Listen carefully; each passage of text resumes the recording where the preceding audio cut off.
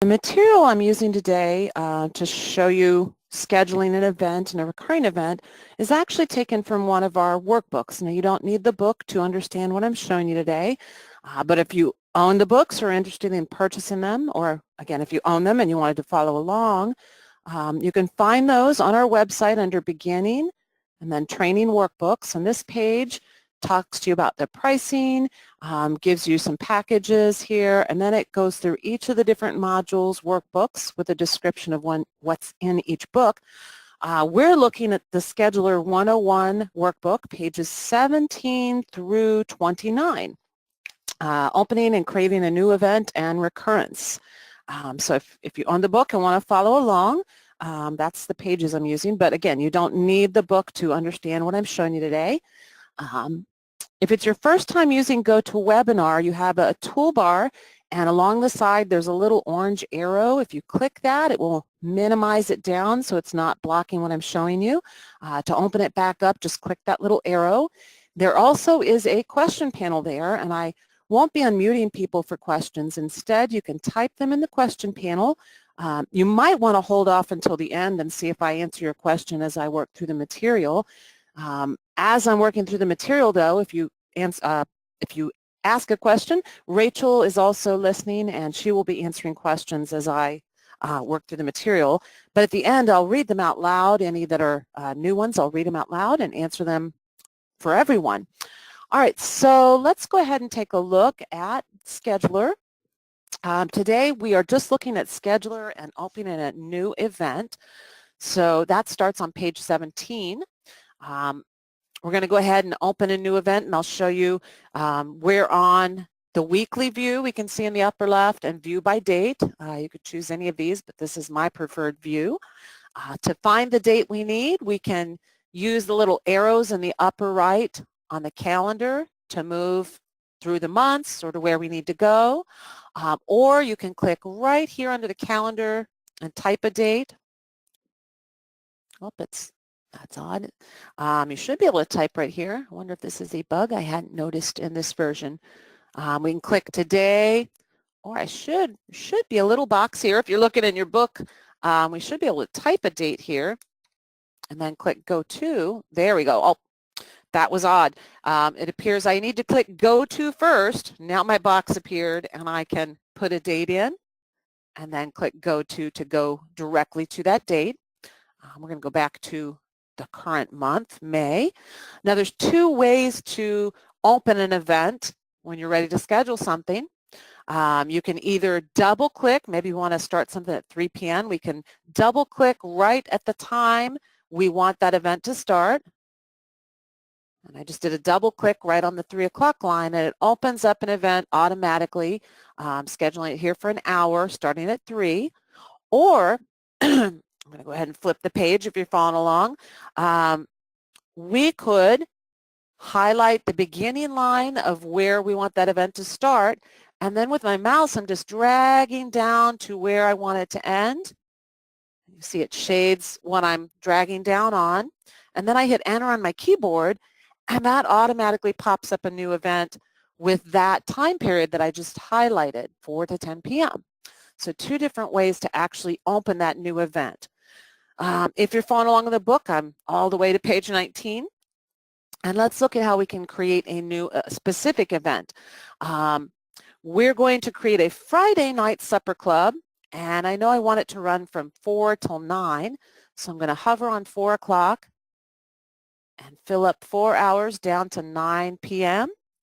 and then hit enter on my keyboard. And that just saves me time having to go in and edit my start and end time. If you do the double click on the start time, you can still edit the times and anything you see on this screen.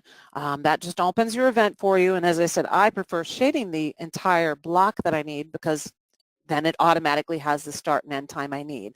Let's look at the top though. Let's start with description. So here's where I'm going to put what this event is, and it's going to be the Friday Night Supper Club. All right. The start date and end date are automatically filled in for me based on the day I chose in the calendar. If I chose the wrong one, I could click the little calendar here and change it to a different start date or a different end date, either one, or I can click right on the date and type the new date that I need. Same for the start and end time. I could edit those if I need to.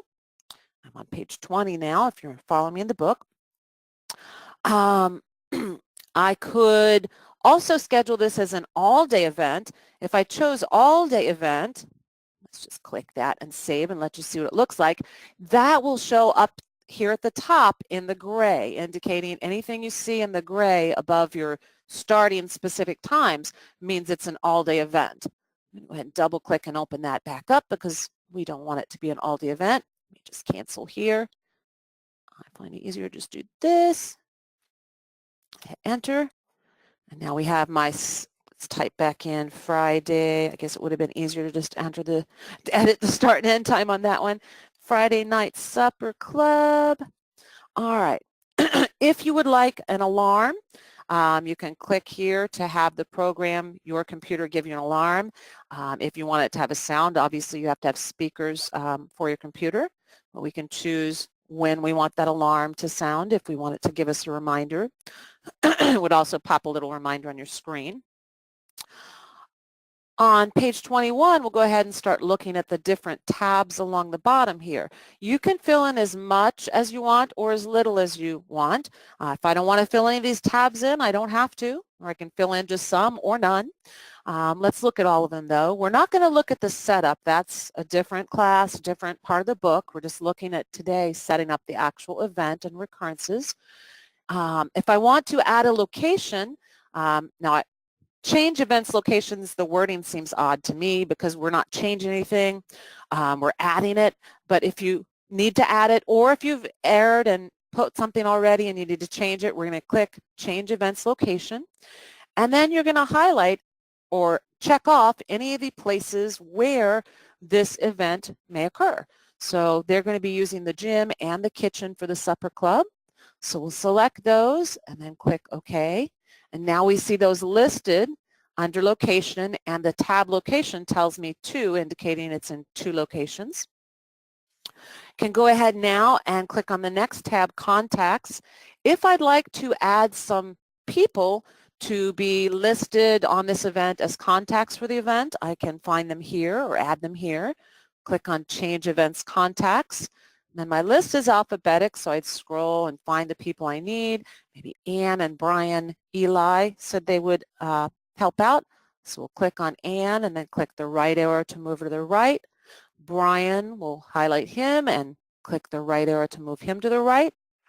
And then click OK.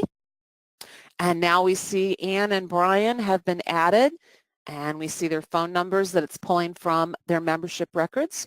And here we see the Contacts tab indicates we've added 2 people to this tab. Move over to the third tab, the Equipment tab. If we want to assign any equipment to this event, we can do that here. We can click on Change Events Equipment, and we'll go ahead and they want a microphone. They also wanted an overhead projector to show some things. Maybe they're going to have some music as well, so they want a piano, and they might be playing some music as well, so maybe a speaker set 1. So we can choose all the different equipment we might want to add to this event, and then click OK. And probably getting the idea here. Now my Equipment tab shows 4, meaning I added 4 pieces of equipment to this tab. If I want, I'm on page 23 if you're following in a book. If you want, you can add categories, and that's a way for you to filter on reports or on your calendar. If you look just over to the right on the actual calendar screen, you'll see event category. I can filter when I'm looking at my calendar to just see certain categories. Same for the reports I can print out. I can ask for certain categories. So we can click here on the category tab and change the events categories. This is a building rental, so we'll go ahead and assign that to building rental and click OK. Now we see it's indicating there's 1 category added. Next tab is notes. Click here, and if I have any notes, anything important I want to add, I could type that here. Put this is the first event. Whoops. My fingers are not working today. Are holding They are hoping to meet every month.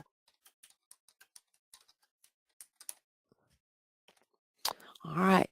And then last but not least, we can assign duties to people. So if you have jobs that need to be fulfilled for this event, we could add those duties and assign people to those. So we can click on Add Duty, and then we'll just check this little box. And then if I click the little down arrow here, I can choose what I need. I want some hosts, some people from the church to be there to help out and give them what they need or fulfill any needs they have. I want 2 people, so I can put 2 in the number. If I know who I'm going to assign, I can go ahead and find them here.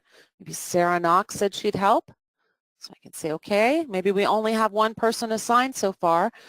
So we'll know that we still have to find 1 more person to help out with that duty. All right. If we go ahead and take a look, I'm at the very end of page 25. We've added everything we need for this event.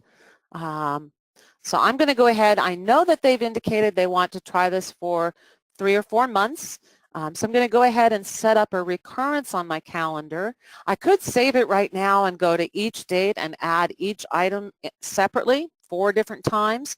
But the recurrence button up at the top really can help save you time. I can click on recurrence, and this is going to let me set up those 3 to 4 times that they're going to meet, all with just a few clicks instead of having to go repeat everything for all the different tabs and add all of that 4 times. So here we see the recurrence pattern. We can set it up to be something that occurs daily, and we can tell it how many days in a row it would be, or would it be every other day, every 3rd day, or we could say it's every weekday. We could set this up to be a weekly occurrence and tell it it's going to occur every week or every 2 weeks, every 3 weeks, and so on a certain day. This is actually going to be monthly, so we would choose monthly here, but let's real quick look at yearly. Maybe something happens once a year, so we could say for yearly, it's every certain month and a certain day of the month, or we could say it is the 1st, 2nd, 3rd, 4th, or last Friday, or whatever day of the week you want, weekday or weekend day of a certain month. But we want this to be monthly, so we'll go back to monthly. It's going to be the 4th Friday of every month, so we'll say the 4th. We're going to move it down to, instead of day, we're going to do the 4th Friday every month. It's not going to be every other month or every 3rd month. It's going to be every month, so we'll say every 1 month. Now it's going to occur more than just the 1 time. So that's where we need to now go down to range of recurrence. And we're going to tell it can either end after so many occurrences, or we can put a certain date. Well, they said they want to do, let's say, 4 times. So we'll say it will end after 4 occurrences. And now I'm just going to click OK. And let's go ahead and click Save. Oops, and I forgot to say turn the page if you're following along in the book. I am almost near the end. I'm on page 28. Now, it told me right away when I saved it that there is a conflict. Now, I can, if you look at the bottom of page 28, see the message similar. The message has changed a little. I'm going to have to update the books, which I'm getting ready to do here when 22 comes out. Scheduler hasn't had a lot of updates, so the books haven't had any updates for a while because Scheduler hasn't changed much. But here, if we click on View Print Conflicts, it will tell us that our Friday Night Supper Club has a conflict in the location. So if we go ahead and take a look, and then we have the option to tell it to go ahead and save this anyway, which would go ahead and put it on all the different occurrences. If we say no, then it's not going to save this. So I want to save it.